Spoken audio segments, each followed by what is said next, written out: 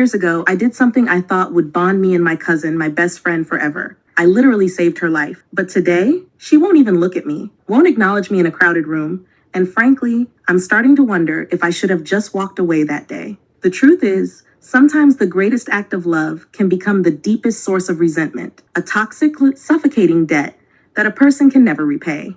It's a bitter lesson I learned the hard way. The Portland night was a living, breathing thing, thick with the humid promise of rain and the low thrum of a party that had long since crossed the line from celebration into something teetering precariously on the edge of disaster. My own breath hitched in my throat, a shallow, panicked gasp that mirrored the frantic beating of my heart against my ribs. My hands, slick with a cold sweat that had nothing to do with the muggy air, trembled violently as I fumbled with the archaic recording function on my old Nokia phone. The cheap plastic felt clammy and uncertain in my grip, a fragile shield against the terrifying reality unfolding just beyond the thin walls of the cramped apartment. In the next room, separated from me by a flimsy door that felt as thin and breakable as my own resolve, I could hear my best friend since scraped knees and whispered secrets under summer stars. But tonight, her laughter was brittle, her words slurred with a dangerous looseness I'd never heard before, laced with a reckless abandon that sent shivers of icy dread down my spine. She was talking to some guy with a reputation I knew was dangerous, and the conversation was taking a turn that made my stomach drop into a cold, empty abyss. It wasn't just the usual party foolishness, the kind we'd navigated countless times before. Tonight felt different, charged with an undercurrent of something darker, something that whispered of irreversible consequences. I wasn't just worried she'd make a mistake, a regrettable memory to laugh about later. The icy dread gripping me was far more profound. I was terrified, down to the very marrow of my bones, that she wouldn't make it out of this night unscathed, that one wrong step, one careless word, could send her spiraling into a darkness I couldn't reach. I knew, with a chilling certainty that settled like a lead weight in my gut, that I had to do something. Anything. Even if it meant shattering the fragile trust between us, even if it meant becoming the villain in her story. My mind raced, a frantic hamster wheel of impossible choices. Confront her directly, risk escalating the situation, pushing her further into a bad situation out of teenage rebellion? Try to reason with her later, after who knows what damage had been done? No, time was a luxury we didn't have. In that moment, fueled by a terror so pure it stripped away all doubt, I made the only decision that felt like a desperate lifeline. I called the police. My fingers flew across the numb keypad, each digit pressed with a trembling urgency. I told the dispatcher there was a noise complaint at the address, a chaotic party disturbing the peace. It was a calculated lie?